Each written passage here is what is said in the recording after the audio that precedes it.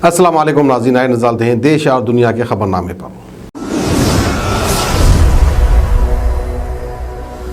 सच news के खबरनामे में आप सबका इस्तकबाल। आज की सबसे बड़ी खबर आ रही है राहुल गांधी के बयान को लेकर, जहां पर अमर जवान ज्योति को लेकर लॉ के नेशनल वॉर मेमोरियल में हुआ विल्ले। राहुल बोले कि कुछ लोग बलिदान नहीं समझते। इंडिया गेट स्मारक ब्रिटिश सरकार ने जितने भी जवानों ने अपनी जान गंवाई है ब्रिटिश भारतीय सैनिकों की याद में बनाया था। बाद में अमर जवान ज्योति को 1970 में पाकिस्तान पर भारत की बड़ी जीत के बाद युद्ध स्मारक में शामिल किया गया था। बात अगर तफसील की करें तो इंडिया गेट पर बने अमर जवान ज्योति की मशाल की लॉ को 21 जनवरी से बंद कर दिया गया है। जुमे को आयोजित कार्यक्रम में इस मशाल को राष्ट्रीय युद्ध स्मारक की लॉ में मिला दिया गया। भारतीय सेना के अधिकारी ने बताया कि समारोह की अध्यक्षता एयर मार्शल बलमर्त राधाकृष्णन ने की है। उनके द्वारा ही लॉ को मिलाया गया है। बता दें कि इंडिया गेट स्मारक ब्रिटिश सरकार ने 1914 से लेकर 1921 के बीच जान गंवाने वाले ब्रिटिश भारतीय सैनिकों की याद में बनाया गया था। बाद में अमर जवान ज्योति को 1970 में एक बड़ी जीत के बाद सरकार में शामिल कर दिया गया था। इंडिया गेट परिसर में बने राष्ट्रीय स्मारक को 2019 में उद्घाटन भी किया गया था। ऐसे में इसके बंद होने के बाद राहुल गांधी ने इस फैसले का विरोध करते हुए कहा है, एक ट्वीट किया है और कहा है कि उसमें बिना किसी का नाम लिए लिखा गया है कि कुछ लोग देश प्रेम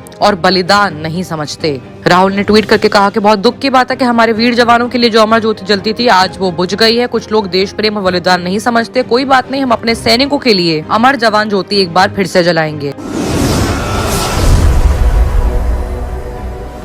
ये बात अगर दिल्ली की करें तो दिल्ली में वीकेंड कर्फ्यू अभी भी लगा हुआ है। ऐसे में दुकानों को ऑड और इवन से चलाया जा रहा है। प्राइवेट ऑफिसेज भी सिर्फ 50% तक ही खुलेंगे। उपराज्यपाल ने सभी प्राइवेट ऑफिसेज को 50% के साथ खुलने की मंजूरी दी है, लेकिन वीकेंड कर्फ्यू और मार्केट में दुकान खुलने की ऑड इवन व्यवस्था अभी तक जारी है। दिल्ली में कोविड-19 की महामारी को देखते हुए लगाया गया वीकेंड कर्फ्यू को समाप्त करने और दुकान खुलने में आई इवन हटाने के लिए मुख्यमंत्री केजरीवाल ने जुमे सुबह को अनिल बैजल को खत लिखा था, जिसमें राज्यपाल ने 3 में से 1 प्रस्ताव को एक्सेप्ट कर लिया। उन्होंने दिल्ली में सभी 50% पर सारे प्राइवेट ऑफिस को खुलने की इजाजत दे दी है। कहने को तो सिर्फ सैटरडे संडे को ही दुकानों को बंद करने के ऑर्डर्स दिए हैं, लेकिन लॉकडाउन की वजह से सभी दुकानें नहीं खुल रही हैं। व्यापारियों का कहना है कि हफ्ते में 2 से 3 दिन ही दुकानें खुल रही हैं। करोल बाग के व्यापारी चीजों से ज्यादा परेशान है। ऑड इवन की वजह से सप्ताह में कोई दुकान 2 दिन खुल रही है तो कोई 3 दिन खुल रही है। इस तरह से महीने में 10 दिन से ज्यादा कोई भी दुकान नहीं खुल रही है।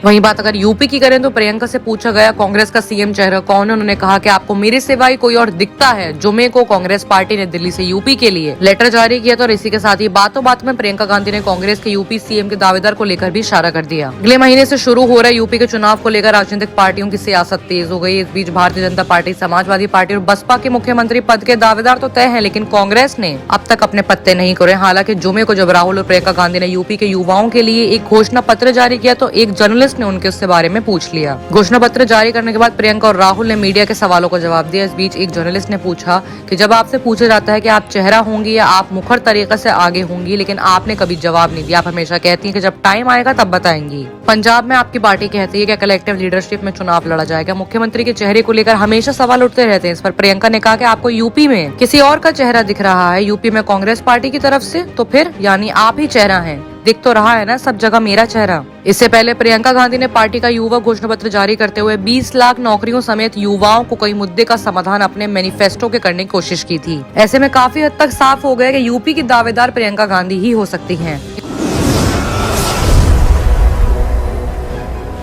बात अगर आप मध्य प्रदेश की करें तो मध्य प्रदेश में हाई वोल्टेज सियासी ड्रामा खत्म हो चुका है। सीएम हाउस पर धरना खत्म हो गया है। मुलाकात वक्त लेकर ही दिग्विजय सिंह माने हैं। स्टेट हैंगर पर शिवराज से मिले हैं कमलनाथ। मध्य प्रदेश की राजनीति में जुमे को दिलचस्प मोड़ आया है। मुख्यमंत्री शिवराज सिंह चौहान और पूर्व मुख्यमंत्री कमलनाथ की स्टेट हैंगर पर मुलाकात हुई है। वही पूर्व मुख्यमंत्री दिग्विजय सिंह ने शिवराज से मुलाकात को लेकर सीएम हाउस के सामने धरना किया है। मध्य प्रदेश के मुख्यमंत्री शिवराज सिंह चौहान और पूर्व मुख्यमंत्री कमलनाथ स्टेट हैंगर पर करीब 30 मिनट मुलाकात की। मुलाकात अचानक हुई और करीब 30 मिनट तक दोनों ने अलग अलग टॉपिक्स पर बातचीत करी। उधर ड्रू प्रभावितों के मुआवजे के मुद्दे पर शिवराज ने मुलाकात न होने पर पूर्व मुख्यमंत्री कांग्रेस नेता दिग्विजय सिंह से सीएम हाउस के सामने धरना दिया। दोपहर में मुलाकात का आश्वासन मिलने पर धरना खत्म करा गया। बताया जा रहा है कि धरने की वजह से धरने के दौरान दिग्विजय सिंह की मुख्यमंत्री सचिव मनीष सिसोदिया से फोन पर बात कराई गई थी। उन्होंने दिग्विजय से कहा था कि 23 जनवरी को 11:45 बजे मुख्यमंत्री से मुलाकात का आपका वक्त पूरी तरह से तय हो गया है। इस आश्वासन के बाद उन्होंने धरना समाप्त कर दिया। साथ ही कहा कि यदि अब हमारे साथ धोखा हुआ तो ये धरना नहीं होगा, बल्कि चारों जिले के रास्ते बंद कर दिए जाएंगे। आइए बात करते हैं इंटरनेशनल खबरों की, जहां पर सबसे बड़ी खबर आ रही है धमाके से दहला घाना। एक्सप्लोजिव से ले जा रहे ट्रक में ब्लास्ट हो गए, जिसमें 17 लोगों की मौत का मामला सामने आ रहा है। कई इमारत तबाह हो चुकी है, लोगों का इलाका खाली कराने को कहा गया है। वेस्टर्न घाना में एक ट्रक में जोरदार धमाके के बाद वहां पर हड़कंप मच गया। ये धमाका इतना जोरदार था जिसकी गूंज काफी किलोमीटर तक सुनाई दी। इस धमाके में 17 लोगों ने अपनी जान गंवा दी है। ये ट्रक गोल्ड माइन के लिए एक्सप्लोजिव लेकर जा रहा था और मोटरसाइकिल से टकराकर यह हादसा हो गया। विस्फोट की वजह से जमीन में एक बड़ा क्रेटर बना दिया गया और दर्जनों इमारतें वहां पर ढह गई हैं। हताहतों की तादाद आधिकारिक तौर पर पूरी तरह से कंफर्म नहीं हो पाई है, लेकिन प्रेस्टी हुई वैली म्युनिसिपल गवर्नमेंट के हेड इस्तेहासक दस्मानी ने मीडिया को बताया है कि अब तक 17 डेड बॉडीज की गिनती की गई है। वहीं पे 60 से ज्यादा लोग घायल हो चुके हैं, जिनको अस्पतालों में ले जाया गया है। ये हादसा, ये बम घाना के पश्चिमी क्षेत्र बोगोस और बावड़ी के बीच में फटा है। वहीं बात अगर लाइबेरिया की करें तो लाइबेरिया में 1 मार्च से मची भगदड़, 11 बच्चों समेत 29 लोगों की मौत का मामला सामने आ रहा है। बता दें, राजधानी मोनरोविया के उपनगर लाइबेरिया में क्रू टाउन में एक चर्च सेवा के दौरान भगदड़ में कम से कम 29 लोगों ने अपनी जान गंवा दी। एजेंसी सिंधुआओं के मुताबिक हादसा वेडनेसडे देर रात हुआ है, जब चाकुओं के साथ ठगों के गिरोह ने समुद्र तट में धार्मिक गतिविधियों में सैकड़ों लोगों पर हमला कर दिया। संगठन ने कहा है कि पीड़ितों में 11 बच्चे और 1 औरत शामिल थी और घायलों में और भी लोग मारे जा सकते हैं। पुलिस प्रवक्ता ने बताया कि अब तक यहाँ पर काफी लोगों को गिरफ्तार कर लिया गया है। पूरी तरह से इस हादसे का सामना अभी नहीं हुआ है, पुलिस भी पूरी तरह से श्योर नहीं, लेकिन पुलिस को ये मालूम चला है कि इसके करने के पीछे ऐसे पैमाने का हाथ है जिसकी जांच में अभी पुलिस लगी हुई है। पता करते ही कड़ी से कड़ी सजा भी सुनाई जाएगी। बयान में ये भी कहा गया है कि लाइबेरिया के नेता ने पुलिस अधिकारियों में एक हौसला दिया है और ऑर्डर भी दिए कि जांच तेज और पूरी तरह से हिडन होनी चाहिए।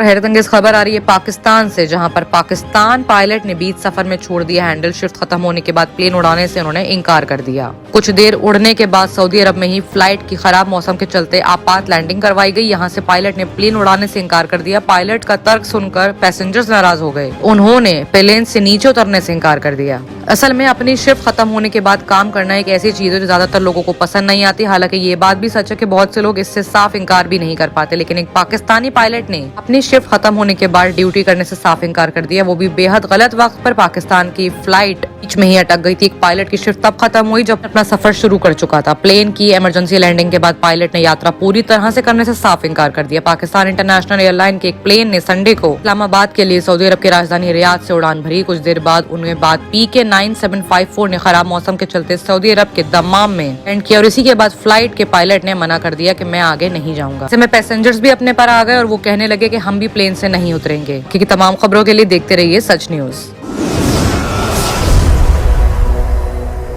जर्मन 10 हॉस्पिटल ऑर्थोपेडिक से मुताल्लिक हर मरीज यहाँ शिफायाब। इनाम याफ्ता doctor Mir Jawad Jar Khan, senior orthopaedic surgeon, advance operation theatre, ICU, digital x ray, laboratory, physiotherapy, pharmacy, sharing और प्राइवेट रूम्स, लेडी डॉक्टर्स और डॉक्टर अर्जुमन सुल्ताना गायनेकोलॉजिस्ट की खिदमात हासिल। वाजिबी फीस और मुकम्मल सहूलियात से हजारों मुतमईन। एम्बुलेंस से आरास्ता German 10 orthopaedic hospital, pillar number 150, Attapur, Hyderabad.